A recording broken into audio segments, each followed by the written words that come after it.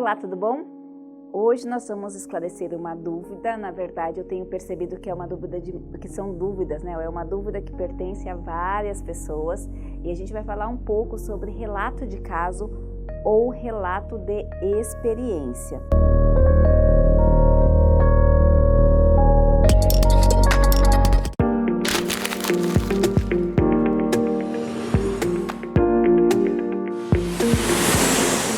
Relato de caso ou relato de experiência.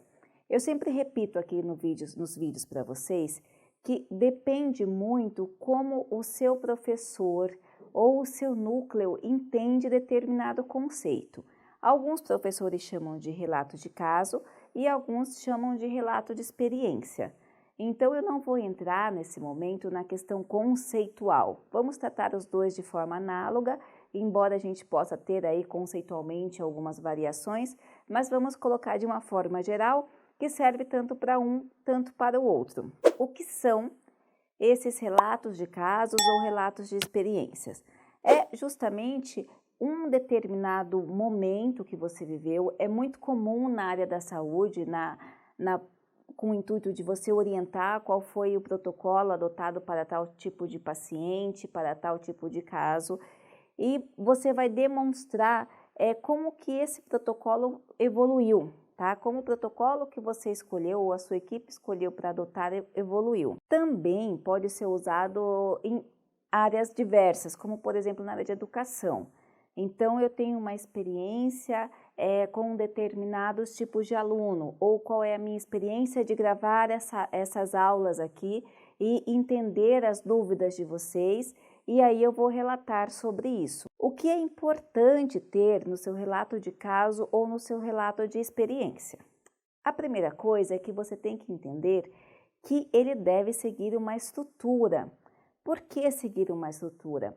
Porque a estrutura científica garante que a compreensão, a formatação se dará de uma forma linear, uma forma que todos consigam ler e entender ali os aspectos principais, as posturas adotadas e os fundamentos adotados. Ou seja, isso vai fazer com que você alcance maior efetividade na questão de auxiliar os colegas que passem por experiências ou por casos semelhantes aos seus.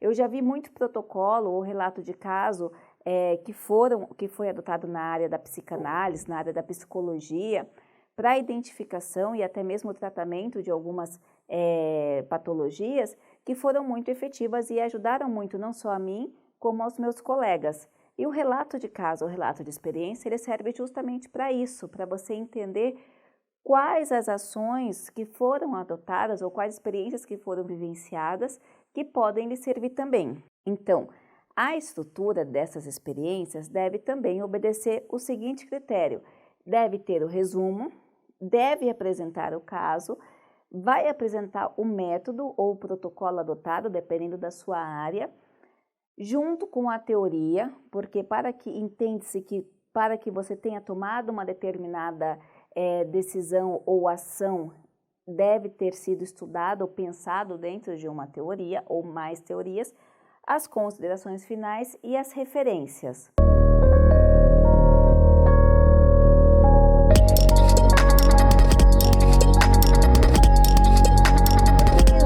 Aqui como você pode utilizar os dois, porque eu vou dar um exemplo aqui para vocês, sempre procurando fazer de uma forma muito prática e que sirva para todas as áreas, porque na metodologia e na organização científica, no estudo científico, embora as áreas sejam diferentes, a metodologia ela sempre tem que ter um limite, sempre tem que ter uma respeitabilidade que acaba por servir em todas as áreas. Claro, existem variações, existem nuances, e até preferências, né, de áreas, de núcleo, mas o que eu tento aqui é trazer de uma forma mais harmônica aqui, para que sirva para todos vocês. Então, vamos lá. Como que você deve fazer?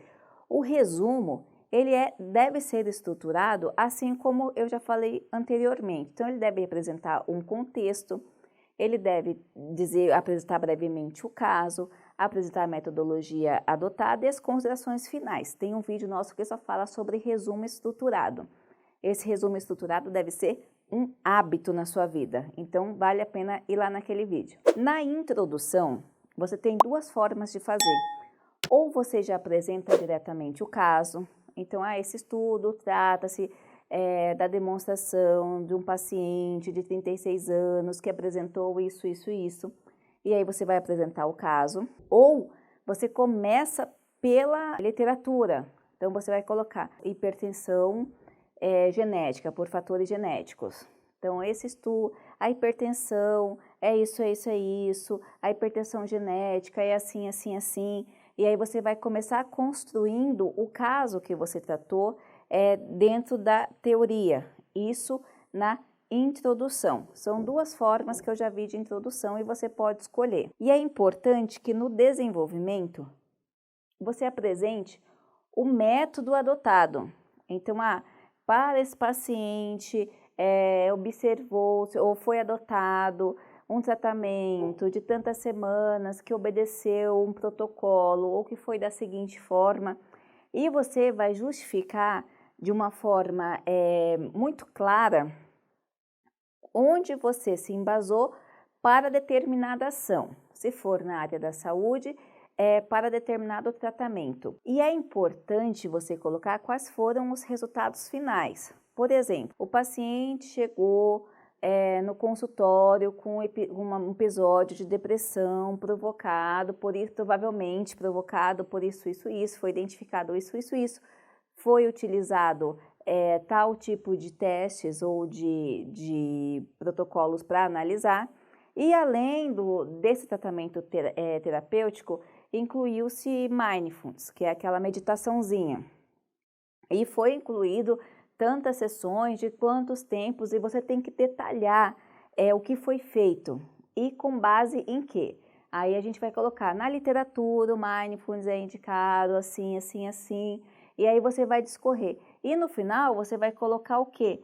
O que você encontrou, ou quais foram os resultados. Então, foi encontrado, foi observado que após tantas sessões, o paciente evoluiu de determinada forma, relatando isso, isso e aquilo. Certo? Então, você vai ter o cuidado de demonstrar de uma forma que as outras pessoas consigam aplicar também. Então, que aquela sua experiência possa servir de reflexo para outros profissionais, certo? Pode servir também depois para que os estudos, para que a pessoa que venha fazer uma revisão integrativa, uma revisão sistemática, avalie ali quais foram as diferenças de protocolos, mas isso é um outro estudo.